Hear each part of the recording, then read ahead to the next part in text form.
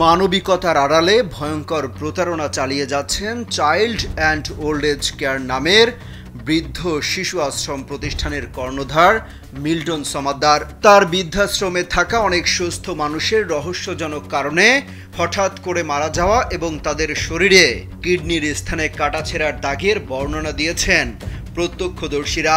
প্রতিষ্ঠান থেকে দাফন করা হয়েছে দাবি করা ৯০০ মৃতদেহের মধ্যে ৮৩৫টি মৃতদেহের দাফনের কোনো অস্তিত্ব পাওয়া যায়নি।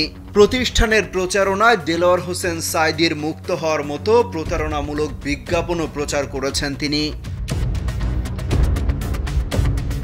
শুধু বৃদ্ধাশ্রমে আশ্রয় নেওয়াদের সঙ্গে নয়, তার প্রতারণার শিকার হচ্ছেন লাখ লাখ সাধারণ মানুষ।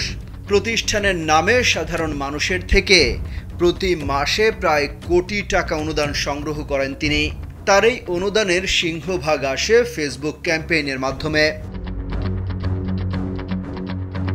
সামাজিক মাধ্যম ফেসবুকে মিল্টন সমাদ্দারের ব্যক্তিগত আইডিতে ফলোয়ার রয়েছে প্রায় ১১ লাখ, আর ব্যক্তি পেজে ফলোয়ার ১,৬০,০০,০০০। অন্যদিকে চাইল্ড অ্যান্ড ওল্ড এজ কেয়ারের পেজে ফলোয়ার রয়েছে ৪০ লাখ। সব মিলিয়ে ফেসবুকে মোট ফলোয়ার ২ কোটির বেশি। এই ফলোয়ার জোগাড় করতেও ভয়াবহ প্রতারণার আশ্রয় নিয়েছেন তিনি। তার ব্যক্তিগত পেজ থেকে বিভিন্ন সময়ে ফলোয়ার বাড়াতে বুস্ট করা হয়েছে।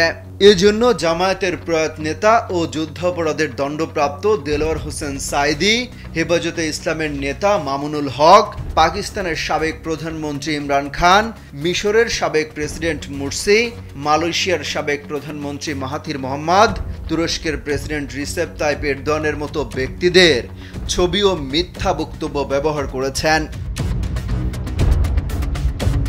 তার পেজ থেকে ২০২১ সালের ১১ এপ্রিল একটি বিজ্ঞাপন চালানো হয়। সেখানে দেলোয়ার হোসেন সাঈদীর ছবি দিয়ে লেখা হয়, আমি সাঈদী সাহেব বলছি, আগামী সপ্তাহে আমার মুক্তি হতে চলেছে। আপনার একটা ভোট আমার খুব প্রয়োজন, ডান পাশে ভোট দিন। মূলত ফেসবুক পেজে লাইক বৃদ্ধির জন্য বিজ্ঞাপন দিলে বিজ্ঞাপনের নিচে ডান পাশে লাইক দিতে বলা হয়। নিজের পেজে লাইক বাড়াতে সাঈদীকে নিয়ে এমন প্রতারণামূলক বিজ্ঞাপন প্রচার করেন মিল্টন সমাদ্দার।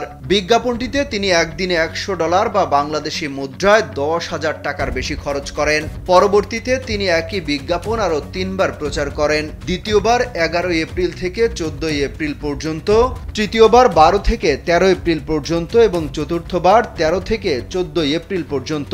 এই ৩টি বিজ্ঞাপনেও তিনি প্রতিটির জন্য $১০০ করে মোট $৩০০ খরচ করেন। মিল্টন সমাদ্দার নিজেকে খ্রিস্টান দাবি করেন, কিন্তু ২০২১ সালের ২৪ ও ২৫ মে তার পেজে দুটি বিজ্ঞাপন প্রচার করে মুসলিম পরিচয়। দুটি বিজ্ঞাপনেই তিনি $১০০ করে মোট $২০০ খরচ করেছেন। অন্যদিকে তার child and old age care নামে ফেসবুক পেজ থেকে ভারতের প্রধানমন্ত্রী নরেন্দ্র মোদী ও পাকিস্তানের সাবেক প্রধানমন্ত্রী ইমরান খানের ছবি দিয়ে বিজ্ঞাপন প্রচার করা হয়। ওই বিজ্ঞাপনে মোদী ও ইমরান খানের ছবি দিয়ে লেখা হয়, ভোট চলছে, মুসলিম বিশ্বের নেতা ইমরান খানকে জেতাতে লাইক বাটনে ক্লিক করে সঙ্গে থাকুন। এভাবেই লাখ লাখ মানুষের সাথে প্রতারণা করে আসছেন মিল্টন সমাদ্দার। অমিত হাসান রবিন, কালবেলা।